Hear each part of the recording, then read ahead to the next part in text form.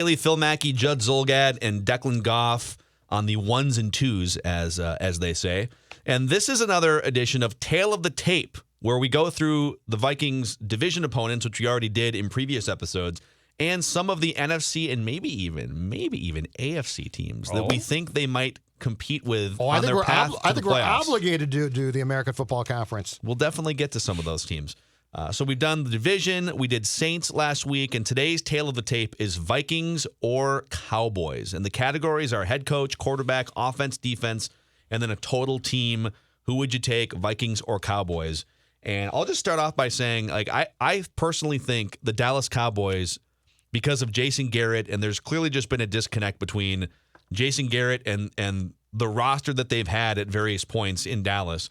I think the Cowboys are in line to maybe take the biggest jump forward in the NFC, and it's going to be a case of whether Mike McCarthy can connect with Dak Prescott and just get the Cowboys to win more games in the fourth quarter that they should have last year. So it felt like they were an 8-8 team that probably should have been like 10-6 or 11-5, and now Mike McCarthy's job is to make that happen. So with that said, your guys' thoughts. We'll start with head coach Mike Zimmer or the new Mike McCarthy, the Mike McCarthy who's been studying new football ways the last 2 years. Okay, this is a little bit difficult because I think the Cowboys and McCarthy are going to be, at least for the short term, a really good marriage of two organizations that were burned out with their previous bosses, right? So Jason Garrett it didn't work, and I don't know if Garrett was checked out in 2019, but it flat out did not work. It did not go well. McCarthy in Green Bay, same thing, but lots of success there before that. And Mike McCarthy, keep in mind, held the Packers job from the same year that Childress was fired here, so starting in 2006 in Green Bay, and then coached through 2018. That's a long stretch there. Yeah. That being said, however, if you told me right now and said pick one coach, I'm still going Zim. It's not crystal clear, and I might be wrong, but Mike Zimmer has his faults. I get that, and he's not an offensive guy, which in 2020 might not be ideal, but he's a pretty damn good coach. And so this answer in 6 months might be completely different. It might be flip-flopped, but for right now, I'm going Zim. Not by a lot, but I will go with Mike. Yeah. All right, Dex? I think Mike McCarthy has a great body of work. He's an offensive genius. He got to work with Aaron Rodgers for a while. Like Judd said, things got a little stale towards the end. But I think if you're looking just at a 30,000-foot view of what Mike Zimmer has done in his career and what Mike McCarthy has done in their career, I think McCarthy obviously has the edge. The Super Bowl clearly helps that. But if I'm looking at 2020 and McCarthy taking a year off, and look, they are banking that Mike McCarthy can unlock Dak Prescott even more and get the Cowboys out of this purgatory of 7-9, 8-8, and be a legitimate force like they used to be back in the 90s. That's a lot riding on the shoulders of that head coach. And I know what I'm getting in Mike Zimmer. I know he's a defensive genius. So I give the edge to Mike Zimmer, but I'm curious how Mike McCarthy does do in Dallas, because if he's able to get Dak and the Cowboys back to relevancy, he's, I think, going to also cement himself as one of the better head coaches of this generation. Well, this is a really tough one because only one of these two guys has a Super Bowl ring, and it's Mike McCarthy. But only one of these two guys had Aaron Rodgers in his prime, and that's Mike McCarthy.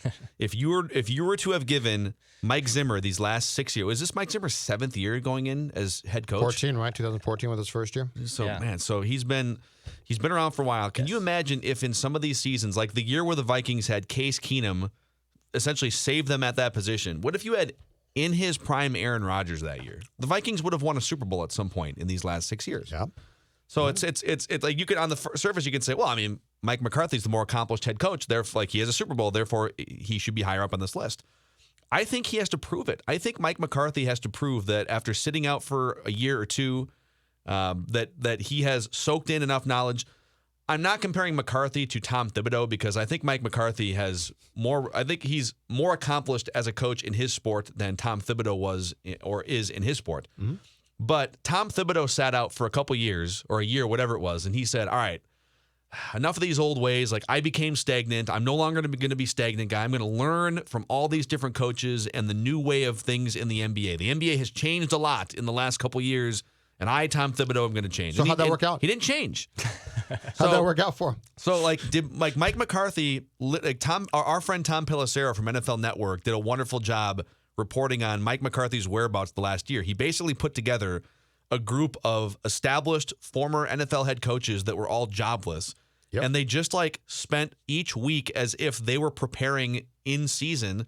They were studying players, they were studying quarterbacks, trends, film. They were ranking free agents and everything. They had basically they just had a room that was full of scouting tools and people, and they would meet in this room. Is he going to learn from it? Until I see something, I have to say Mike Zimmer is the better coach, because Mike Zimmer is already a top 10 NFL coach right now. Mike McCarthy was riding Aaron Rodgers' coattails and got fired.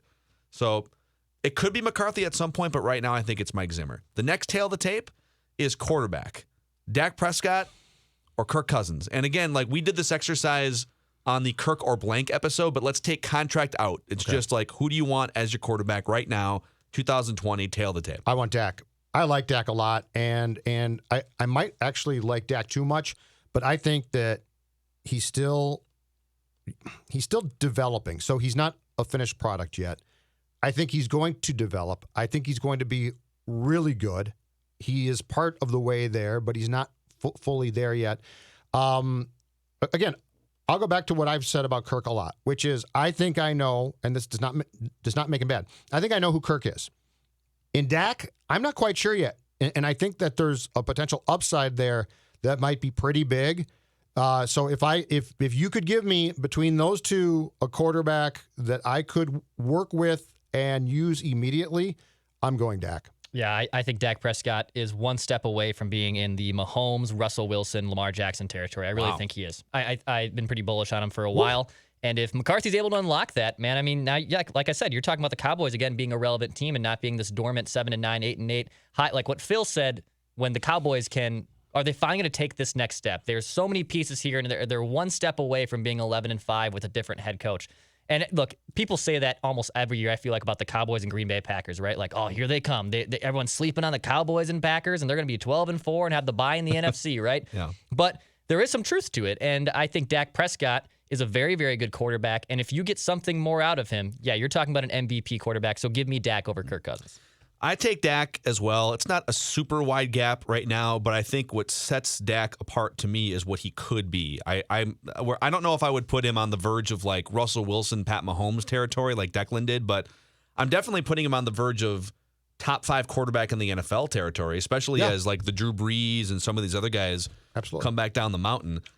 Dak Prescott's numbers last year were ridiculous. The guy threw for just a shade under 5,000 yards, 30 touchdowns, 11 interceptions, and he averaged 8.5 yards per attempt. So there's no dinking and dunking here with Dak.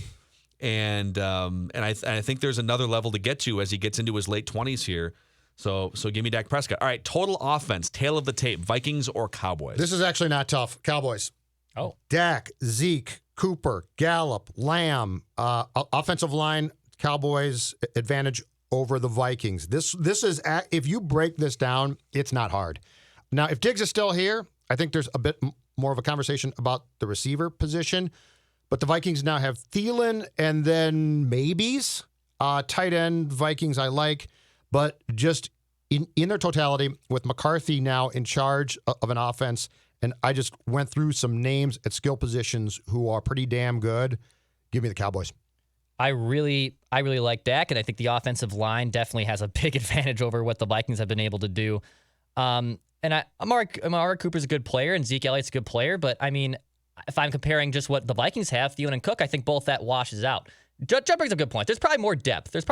There, but I don't think it's a slam dunk like Judd thinks. I think it's a lot more closer, and I guess I would like to do more dive into what the Dallas Cowboys did last season and what they could do more of. Yep. But I lean Vikings just because I'm a little bit more familiar there, but I could definitely be persuaded just with all the offensive weapon and especially that offensive line. I think if you have the quarterback and the O-line, right? I mean, those are the two probably most key ingredients of a successful offense. Yep. So I can see it being Cowboys, but for me, I'm just going to split with Vikings. This is the most shocking stat when you consider this team finished 8-8, okay? And the Cowboys, we'll get to defense. The Cowboys did not have a train wreck defense. The Cowboys, they certainly didn't have as good of a defense as the Vikings have had, but They weren't running out like the 2003 Vikings defense where it was just like Swiss cheese every week. All right, the Cowboys have a good secondary. So the Cowboys offense averaged 6.5 yards per play last year. Let that sink in for a second. Yeah. Head and shoulders best in the NFL. 6.5 yards per play. Per play. Like, that's ridiculous. Jason Garrett. Best in the NFL by far. Jason Garrett had a terrible year as a coach. Yes. They've had, it's that simple. For the last several years, they've had, by every measurable thing, eye test, Pro Football Focus, one of the best overall offensive lines in the NFL. Yes, they've had some injuries, but even through that, like, they were top 10 in both run blocking and pass blocking last year, according to PFF. Yep. And with Jason Garrett at the helm, they've gone the last 3 years 9-7, 10-6, 8-8. Again, without great defense, but when you move the ball at a 6.5 yards per play clip, you should not be 8-8. That's ridiculous. That's how you get fired. The Vikings game, Phil. They should have won that game. It's absurd. They had that game. They screwed that game up. Jason Garrett had a terrible year. Jason Garrett, if anybody ever deserved to be fired, Jason Garrett deserved to be fired. So for me, with the Cowboys, when it comes to offensive tail of the tape, you know, one of the big things the Vikings have over most of the teams in this exercise is, well, you can at least mark them down for running back, right? Check mark Dalvin Cook. Right. This is one of like the two teams in the NFL that you can't put that check mark on Dalvin Cook. It's Zeke Elliott. You got to it just flat out, like, Zeke Elliott played 16 games. Like, he's the gold standard right now, running backs in the NFL. Yep. So if it's quarterback, offensive line, and running back for the Cowboys, and statistically it's the Cowboys, then my answer is the Cowboys. Defense, tail of the tape, Vikings or Cowboys? This one is a little tougher than I thought initially, because at first blush I thought it would be Vikings, Cowboys, nice try. But to your point, Phil, the Cowboys' 2019 defense was probably a bit on the disappointing side, but it was not a train wreck. Mike Nolan, the guy that they have now brought in, that McCarthy brought in as his defensive coordinator, has been in coaching for 21 years. The majority of that, I think, aside from 3 or 4 years as the head coach of the Niners, he has been a defensive coordinator who has found some success. In fact, 7 times during that time period as a DC, he has had a top 10 scoring defense. He should make a difference. Their cornerbacks are basically the same as the Vikings, which is to say that's an unknown with Diggs probably stepping in, Trevon Diggs. But as I went through this with the questions that the Cowboys have, and they're similar to the Vikings in some way, if I have to pick a defense, it's not as cut and dried as I thought, but I am going Vikings. Yeah, just looking at what the Cowboys did last season, I'm pretty surprised by all these stats. They're 11th in points, 9th in yards, passing touchdowns allowed, 8th. I mean, they definitely did a pretty solid job. They were out there a lot, and their starting field position wasn't great. So, like, they were out there a ton, but it's a lot closer than I thought it was. And with the Vikings losing a lot of pieces, are the Cowboys going to be a team that can jump the Vikings on defense? Maybe. Yeah, the Cowboys, I would say the answer is Vikings here.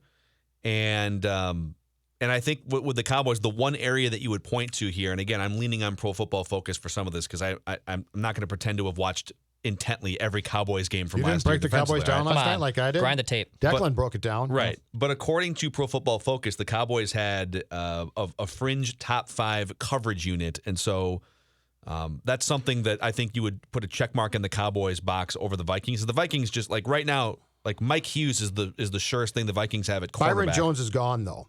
Okay, for that's Dallas, fair. so that's going to make them probably not as good in coverage as they were at the end of 2019. Yep. The other thing I would point to, just overall, actually, it's a good segue into overall team. Who would you take, Vikings or Cowboys? And I'll start us off here. Okay. It's the Cowboys. Yeah. The Cowboys last year. This is crazy. Like, they went 8-8, despite having averaged outscoring their opponents by 7 points per game. The Cowboys averaged 27 points per game and gave up 20 points per game, both top 10 in the NFL. And they finished 8-8. Yeah. How is that possible? Coaching. So, yes. Coaching. Very clearly coaching. Situational things like high leverage moments that they fail in. What was the whatever. The Vikings game, I think it was towards the end of that game, the return on which they had the guy fair catch it. Yeah. Is that right? Yeah, that's right. And they went back and showed the hilarious. all 22, and there was nothing but green in front of the return man. Yeah. It's like hilarious. he would have scored. Yeah. Yeah. It's hilarious. Yeah, they Coaching, Declan, yes. He's right. They lost home games that they shouldn't have lost last year. Yes. One of them was against the Vikings. So all right. So for me, I think both of these are playoff teams, but if Mike McCarthy can coach at all, I just think the Cowboys are sitting on 11 or 12 wins. Plus, their schedule's more favorable because they were weak last year with their record. Declan, you want to go next? Yeah, I like what the Cowboys have been able to do, and I'm curious, but I think if Mike McCarthy's indeed back, if he is the guy who he was in Green Bay at the beginning of those years with a prime quarterback like Dak Prescott, just like he had in Aaron Rodgers, the sky's the limit. They should be a 12-4, 13-3 team, especially if that defense is indeed that good. But I know what I'm getting in Mike Zimmer. Like, I know the guarantee is this guy's going to be a defensive-minded coach. Gary Kubiak's running a very simple offense that only really lost Stephon Diggs, big loss, but I think you can plug and play and fill that void with a bunch of different players. So I give the Vikings a slight edge, but this could be a very hot take exposed, where the Cowboys just come out in 2020 and are firing on all cylinders, both offense and defense. Right now, I say Vikings, but I would have no problem admitting that I would be wrong here in about 6 months when it's towards the end of the season. Yeah. So the one thing that I'll say about the Cowboys, and this goes back probably 5 or more years, is that this team has been up and down and up and down. And when they're up, they're not a Super Bowl team, but they're pretty damn good. They win 12 or 13 games. I think that McCarthy with Prescott and the impact that that's going to have puts the Cowboys on 12 to 13 wins. So I'm going to take the Cowboys to Phil and Dex's points on potential here. I think the potential for the 2020 Cowboys is huge. Again, with the Vikings, I feel like I know them, so I don't think that they're going to be a train wreck. But I don't think that this is a 13-win Vikings team. This Dallas team has the personnel, as we've just discussed, to pop big time, and I think they're going to. And so for this year, this is not a 5-year thing or a 3-year thing. But for this year, I would definitely go Dallas. Yep. So there it is. That's tail of the tape here. Vikings and Cowboys. And we're going to keep going. There's more teams in the NFC we got to get to. We got to get to Seattle, and we're looking at some AFC teams. Kenzie, Are we going to stop at Seattle? Are we going to stop at Seattle? Baltimore Ravens. Are we stopping at? Are we stopping at American Seattle? Football Conference. There's a lot of playoff No, teams. I'm looking forward to it. It should be great. There's a lot of playoff teams. Not a playoff team. Yeah, Falcons. Blah. Falcons back. See you next time on Purple Daily. Buccaneers.